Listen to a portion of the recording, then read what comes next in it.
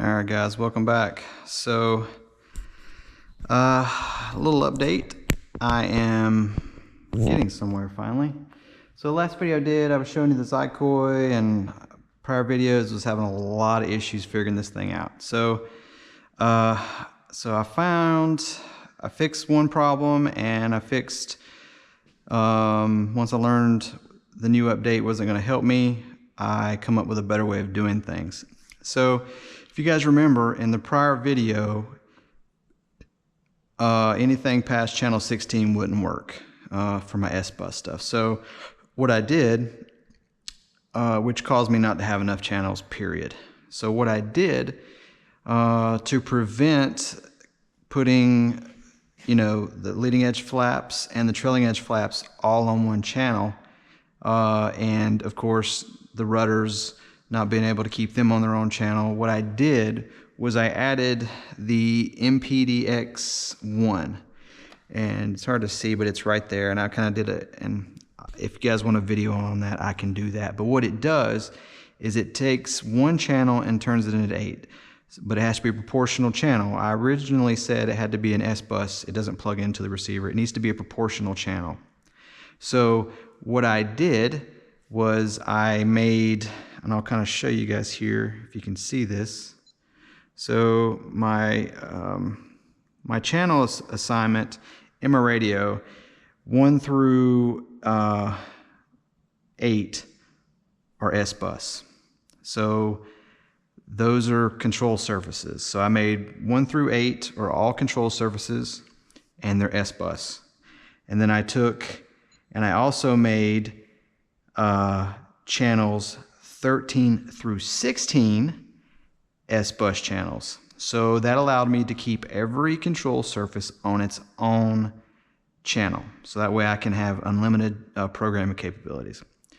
The problem when I did that is the battery backer has the ports on it that are not S-Bus. They're regular ports, and they're channels 9 through 18. Of course, 17 and 18 are just switching channels. So when I took those 4 channels of that 16 that's on the battery backer, essentially what it did was rob me of those channels to use for things like canopy open, canopy lock, light controls. Well, those are non-critical flight controls, so that's where the MPDX1 come in. So I plugged it into channel, gosh, what was it? Channel 12. So 9 on the box is throttle, 10 is steering, 11 is brake, 12 on here is the MPDX1. And when you select MPDX1, that gives you 8 additional channels. So what I did was I plugged canopy, open and close, canopy lock into 1 and 2. The lights are in 3, 4, and 5. And then the bottom, the 2 bays are 6 and 7. So now I have all the channels I need, and I even have like 2 extra that if I needed to do something with, I could. So I wanted to explain that before I moved anything, because it gets really loud with servo buzzing and things like that. But I also got the telemetry ports available still on my radio, on my receiver, so I'll have telemetry for both engines and the air pressure for the gear. I also managed to, after playing, like I said in the last video, I transferred those settings to here, and it works perfectly. The only thing I have left to do in the gear programming is put a delay between some of the steps that I mentioned. So that's what I'll have to go back and do once I air it up and start actuating the gear and see how quick things work. But here it is as it is all together. So I wanted to kind of show you.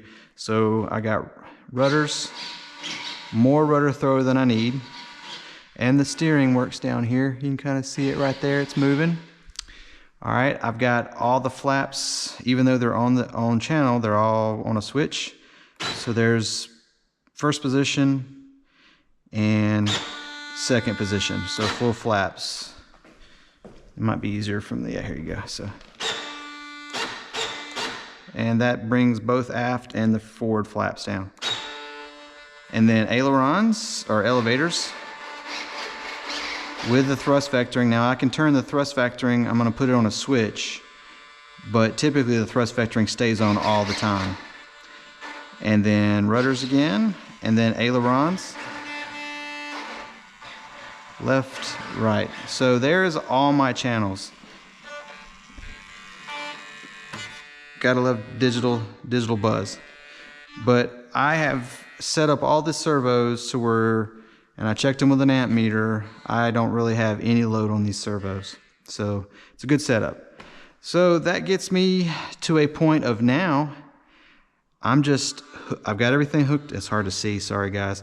It's all hooked up. I just got to organize it, finish the final programming. I still need to connect my gyro, but that's easy to do. Like once I get all this stuff set up, now that this stuff's all working, I'll just essentially unplug my 2 receivers from the battery backer, plug those into the receiver in ports on the gyro, and then run the 2 leads from the gyro to the battery backer, and then go through the programming on that. That's real simple to do. So I'm getting there. I'm going to work. I got to go call it tonight, and well, not for the whole night. I got to go do dinner, and then I'm going to come back out here and start getting this squared away. I'm going to work on this and get this to as much as I can get done tonight, and pretty much I'll have it all, you know, at that point, everything's set up and ready to go. And then it's just final tidying up and mounting batteries for CG. So, and then of course that aft tank that I got to do, but that'll be the last thing that goes in, because like I said, I still need to make sure I got enough air, because I've only got 2 air tanks, 2 large air tanks, and I may have to add a 3rd air tank just for the gear, but I don't know yet. And then make, you know, solder on 2 XT60 leads for my batteries, and that'll be it. CG and final throws. So I'm getting there. Hopefully I can get it done, and you know, get the engines ran either probably Monday or Tuesday afternoon when I get home. And if that works out, then it'll go to Mississippi with me, and I'll get the maiden done in Mississippi. But just a quick update on this to kind of show you where we're at. You know, I got to figure some things out. You know, the locking and the canopy stuff all works. So we're getting there. So a lot of patience, but you just got to keep at it. So you guys take it easy. I'm going to go do dinner, and don't forget to give a thumbs up and subscribe if or turn on notifications. So you guys take it easy, and I'll see you in a little bit.